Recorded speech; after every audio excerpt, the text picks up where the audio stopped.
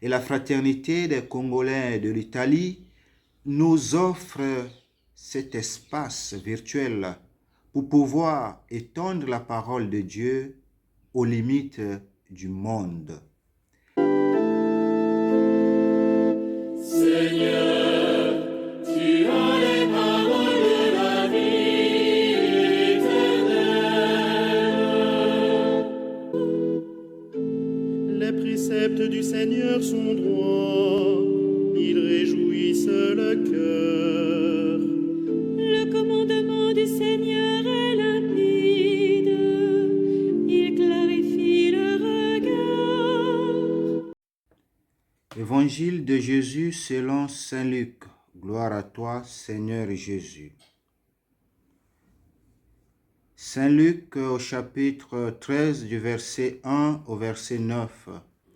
Un jour, des gens rapportèrent à Jésus l'affaire des Galiléens que Pilate avait fait massacrer, mêlant leur sang à celui des sacrifices qu'ils offraient. Jésus répondit, « Pensez-vous que ces Galiléens étaient de plus grands pécheurs que tous les autres Galiléens pour avoir subi un tel sort? Eh bien, je vous dis, pas du tout. Mais si vous ne vous convertissez pas, vous périrez tous de même. » Et ces 18 personnes tuées par la chute de la tour de Siloé, pensez-vous qu'elles aient été plus grands coupables que tous les autres habitants de Jérusalem? Eh bien, je vous dis, pas du tout. Mais si vous ne vous convertissez pas, vous périrez tous de même. Jésus disait encore cette parabole. Quelqu'un avait un figuier planté dans sa vigne. Il vint chercher du fruit sur ce figuier et n'en trouva pas. Il dit alors à son vigneron, « Voilà 3 ans que je viens chercher du fruit sur ce figuier, et je n'en trouve pas. Coupe-le. À quoi bon le laisser épuiser le sol? » Mais le vigneron lui répondit, « Maître, laisse-le encore cette année, le temps que je bêche autour pour y mettre du fumier. Peut-être donnera-t-il du fruit à l'avenir, sinon tu le couperas. » Acclamons la parole de Dieu.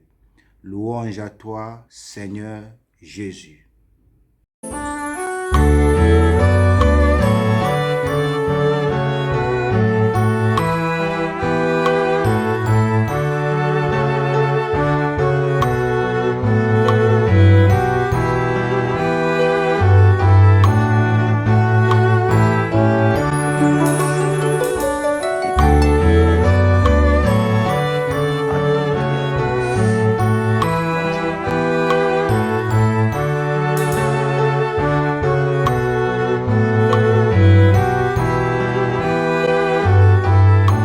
Chers frères et sœurs en Jésus et en humanité, nous célébrons aujourd'hui le 3e dimanche du temps de Carême.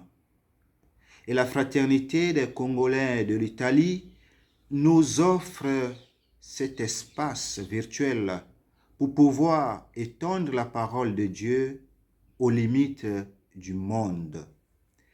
Cette merveilleuse parole de Dieu qui, comme l'eau de pluie, arrose nos cœurs en les transformant selon la sainte volonté de Dieu. Oui, chers frères et sœurs, cette parole éternelle de Dieu est une source d'inspiration et de lumière pour tous ceux et toutes celles qui la méditent jour et nuit.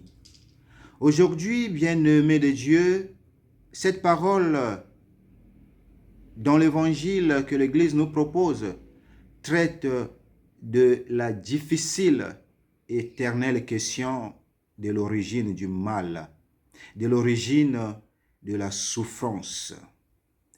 Le grand théologien Hans von Balthasar a écrit un livre intitulé « Dieu et la souffrance ». Et dans ce livre, il se pose la question suivante. Si Dieu existe, Comment peut-il permettre l'atroce souffrance du monde et la laisser se propager à travers les siècles? C'est la même question, semble-t-il, que se posent les disciples de Jésus aujourd'hui concernant le massacre des Galiléens par Pilate et l'écroulement de la tour de Siloé, dont nous parle l'Évangile. L'histoire, chers frères et sœurs, nous renseigne que ces Galiléens massacrés sur ordre de Pilate, sous le fallacieux motif d'être opposants au pouvoir politique romain, étaient venus à Jérusalem dans le cadre du pèlerinage et auraient été massacrés au moment où ils étaient rassemblés au temple de Jérusalem pour offrir un sacrifice.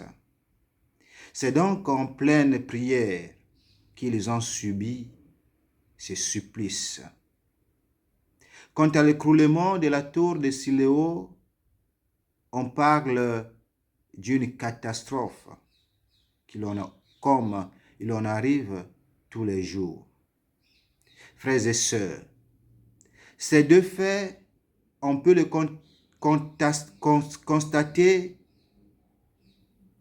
je disais, ces deux faits, comme on peut les constater, ont bouleversé la foi des disciples de Jésus qui viennent lui poser ces questions.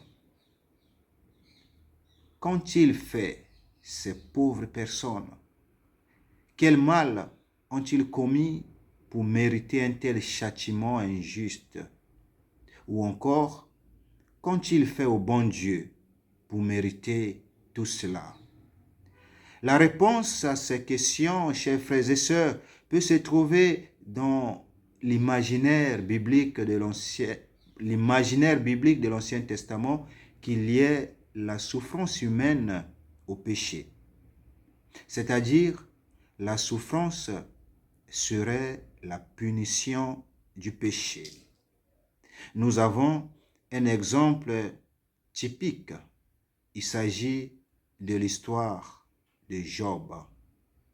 D'ailleurs, la maxime commune dit « le salaire du péché, c'est la mort ».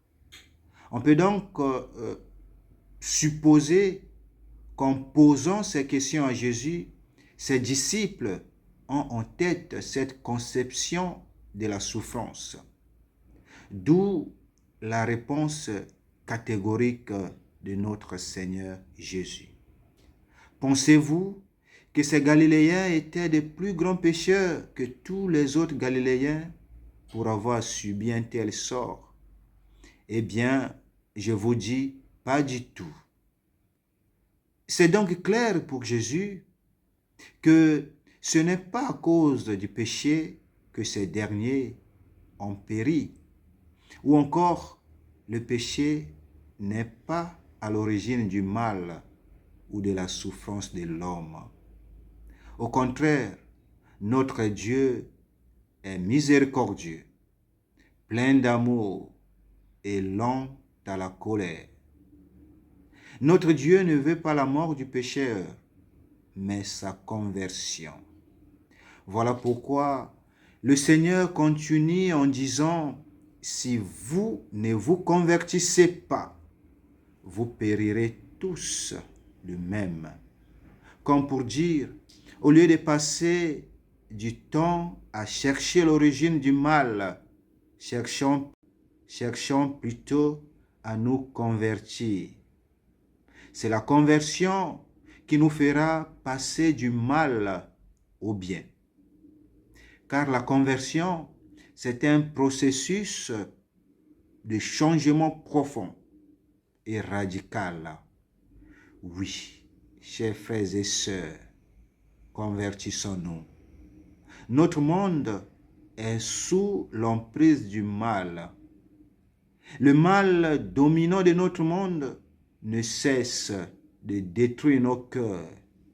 Pour un oui, pour un non, on détruit, on tue, on massacre. Que d'innocents périssent. Que de Pilate massacre les autres à cause des opinions divergentes. La folie du pouvoir bien-aimé de Dieu rend aveugle et endurcit les cœurs de certains dirigeants Pilate, faisant d'eux les dieux de la terre avec droit de cité sur la vie des autres. On vit une sorte de retour à l'état de nature dont parlait Thomas Hobbes. L'homme est devenu un loup pour l'homme. De mal en pis, le mal s'installe et s'installe de façon solide. On s'y plaît à ériger malheureusement les autels du mal et à construire les murs de la haine. Frères et sœurs, levons-nous et disons non à tout cela. Convertissons-nous sincèrement et concrètement afin qu'entre nous soient érigés les murs de l'amour, de la paix, de la miséricorde et de la charité. Par-dessus tout, en tout et pour tout, que se réalise l'amour. Et que cet amour change nos cœurs de pierre en cœurs divins. Amen.